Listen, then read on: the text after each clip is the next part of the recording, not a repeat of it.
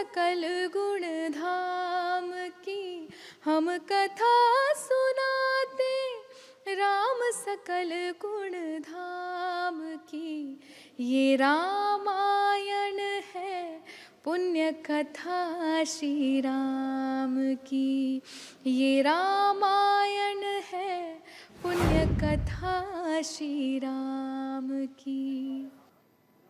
नमस्कार, news India आप देख रहे हैं, मैं आपके साथ सागर मिश्रा। स्वागत है आप सभी का हमारी खास पेशकश में। अयोध्या धाम में 22 जनवरी को नवनिर्मित मंदिर में भगवान श्री राम लला की प्राण प्रतिष्ठा होनी है। उससे पहले सूबे के सीएम योगी आदित्यनाथ ने रविवार को कई विभिन्न कार्यक्रमों में शिरकत की है। इस अवसर पर उन्होंने ई वाहनों का फ्लैग ऑफ कर अयोध्या वासियों को उपहार भी दिया। साथ ही डिजिटल टूरिस्ट ऐप और अयोध्या पुलिस को आधिकारिक वेबसाइट को भी लॉन्च किया। इस अवसर पर सीएम ने उपस्थित लोगों को संबोधित करते हुए कहा कि हम सब सौभाग्यशाली हैं कि हम यहीं रहकर मंदिर का अवलोकन कर रहे हैं। ऐसे में हमारी कुछ जिम्मेदारी बनती है, जैसे अयोध्या को स्वच्छ और सुंदर बनाए रखने की। सुनिए आप। 100 वर्षों के बाद स्वयं के भव्य मंदिर में विराजमान होंगे। देश और दुनिया अयोध्या के प्रति आतुर है। कब मौका मिलता है, कब प्रभु अपने धाम का दर्शन करने का उन्हें सौभाग्य प्रदान करता है। हम सब तो सौभाग्यशाली हैं यहीं रह करके, और इस धाम को नजदीक से देख रहे हैं, अवलोकन कर रहे हैं। यहाँ पर प्रभु की कृपा हम पर सदैव बनी हुई है। वहीं अयोध्या में राम मंदिर की प्राण प्रतिष्ठा की तैयारी जोरों शोरों से चल रही है। शहर शहर राम नाम की लहर देखने को मिल रही है। हर राम भक्त को इस दिन का लंबे समय से इंतजार था। वहीं भारतीय जनता पार्टी के राष्ट्रीय उपाध्यक्ष श्याम जाजू भी अयोध्या पहुंचे। इसी बीच हमारी संवाददाता चारुल शर्मा ने उनसे बातचीत की है, देखिए आप। जनवरी को लेकर तैयारियां पूरी हो चुकी हैं, अब बस इंतजार है रामलला के विराजमान होने का। हमारे साथ बीजेपी के राष्ट्रीय उपाध्यक्ष श्याम जाजू हैं। श्याम जी, 22 तारीख को लेकर तैयारियां अमूमन पूरी हो चुकी हैं, अब बस शुभ घड़ी का इंतजार है हर किसी को। आपने भी आने से पहले ट्वीट करके कहा था कि बहुत भावुक कर देने वाला ये पल है और आप अयोध्या जा रहे हैं। जी जी, रामलला के विग्रह की प्राण प्रतिष्ठा का कार्यक्रम जैसे जैसे नजदीक आ रहा है, मैं यहाँ देख रहा हूँ अयोध्या नगरी में जनता का सैलाब उमड़ा है।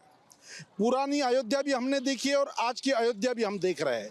ये सांस्कृतिक नगरी है, ये अलौकिक नगरी है, ऐसा अथर्ववेद में इसका वर्णन आया है।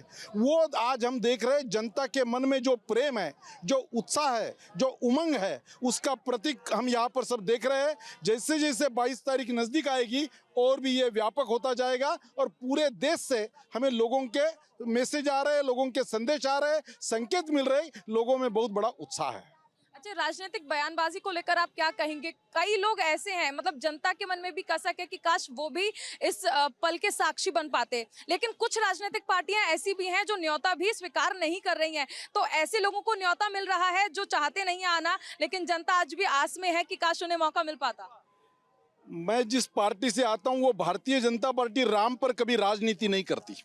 यह हमारे राजनीति का विषय नहीं है, यह हमारा श्रद्धा का विषय है। जब तक कई पार्टियों को न्योता नहीं मिला था, तब न्योता नहीं मिला इस पर राजनीति हो रही थी। जब न्योता मिला है तो बोले ये राजनीतिक कार्यक्रम है। तो मुझे ऐसा लगता है कि उनकी नीयत में क्या खोट है, उनकी नीति क्या है, ये पूरा देश जानता है। वो इस विषय को राजनीति में घसीटना चाहते हैं। हम ये विषय, राम हमारा श्रद्धा का विषय है, पूरी देश ने इसको उसी प्रकार से लिया है। लेकिन कुछ पार्टियां अभी भी ये कह रही हैं कि आप राम के नाम पर राजनीति करते हैं, वोट बैंक की राजनीति, और जल्दबाजी में आप लोग इसका कहीं ना कहीं इनॉग्रेशन कर रहे हैं। रामलला को यहाँ पर जो प्रतिष्ठा हो रही है वो सिर्फ जल्दबाजी है, ऐसा कुछ राजनीतिक पार्टियां आरोप लगा रही हैं। राम जी के विषय में लेकर अडवाणी जी ने रथ यात्रा निकाली, हमने शिला पूजन के कार्यक्रम किए, हमने कार सेवा की। हमने कभी राजनीति नहीं की। राजनीति उन्होंने की जिन्होंने हमको यहाँ पर परिंदा भी पैर नहीं मार सकेगा इस प्रकार की बातें करके कार सेवकों पर लाठियां चलाई, गोलियां चलाई। राजनीति उन्होंने की जो इस प्रकार का विषय बना रहे हैं। हम जनता के पैसे से इस प्रकार का भव्य मंदिर खड़ा हो रहा है और पूरे विश्व का वो एक आकर्षण केंद्र बन गया है। मुझे ऐसा लगता है कि लोगों को उसी ढंग से लेना चाहिए, पर दुर्दैव से सब लोग इसमें राजनीति करना चाहते हैं। यह हमारा राजनीति का विषय नहीं है।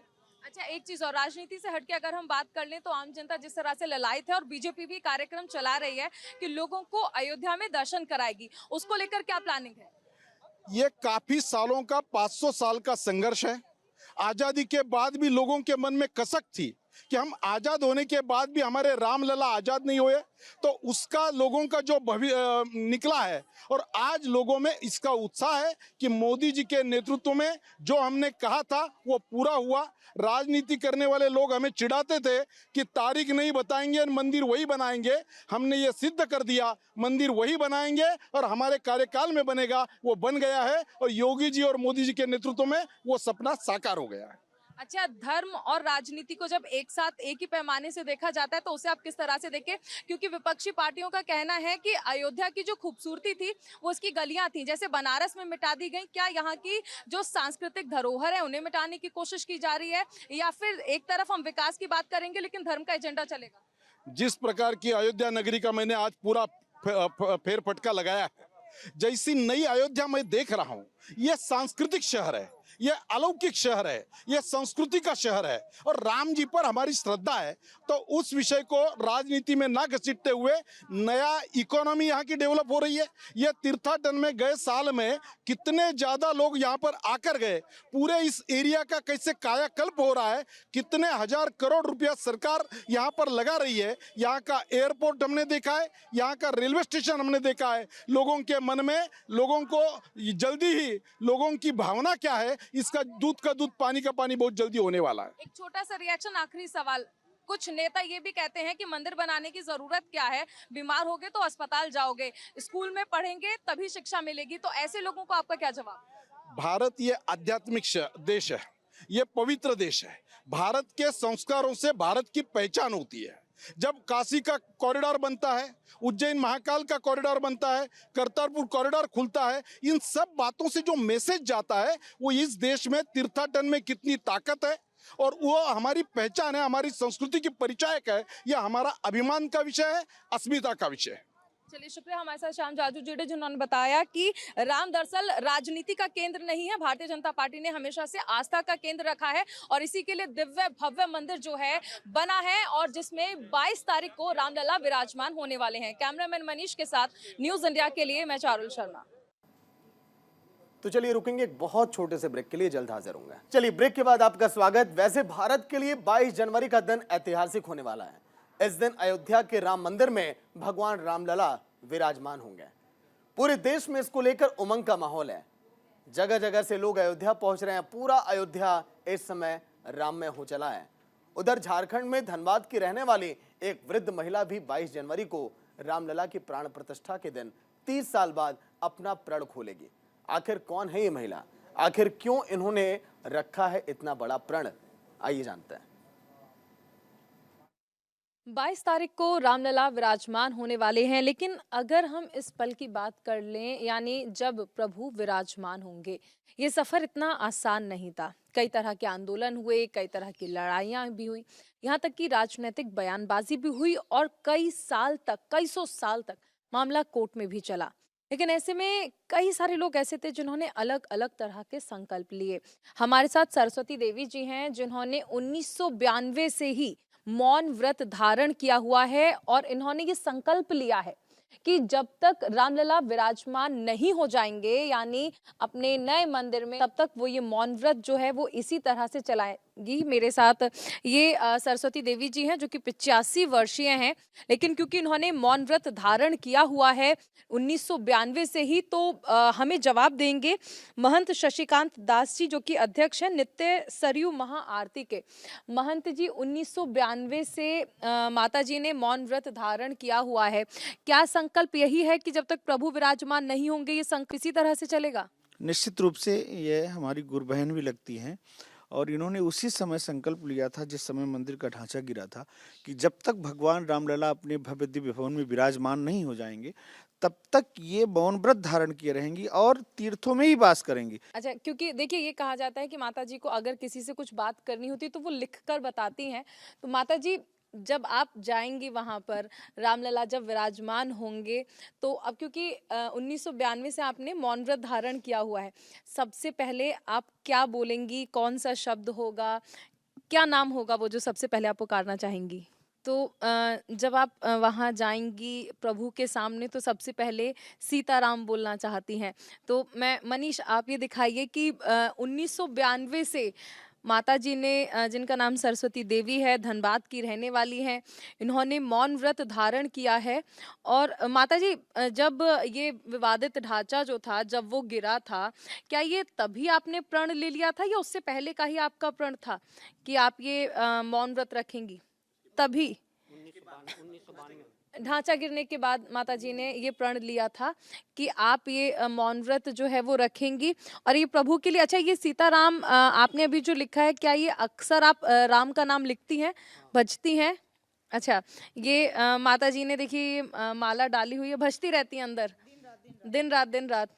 मौन व्रत है लेकिन मन में देखिए, ये भगवान कहते भी हैं कि भगवान को भजने के लिए, उन्हें पूजने के लिए किसी भाषा की जरूरत नहीं है।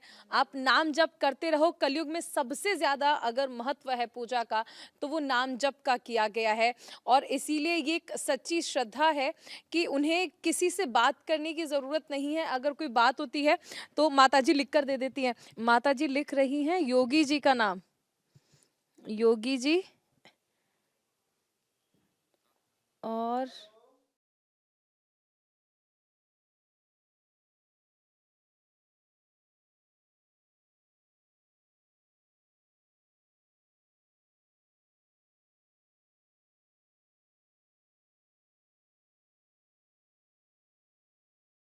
कि ये माता जी की कॉपी है जिसमें उन्होंने सबसे पहले तो ये बताया है कि जब वो 22 जनवरी को जाएंगी, रामलला के दर्शन करेंगी तो सबसे पहले सीताराम कहेंगी। अपने मुख से जो प्रथम शब्द होगा जो वो बोलेंगी, जिसका उच्चारण करेंगी, वो सीताराम है। और उसके बाद उन्होंने बताया कि योगी जी आज के वशिष्ठ जी हैं और मोदी जी आज के दशरथ जी हैं। दोनों ने आज रामलला को प्रकट किया है।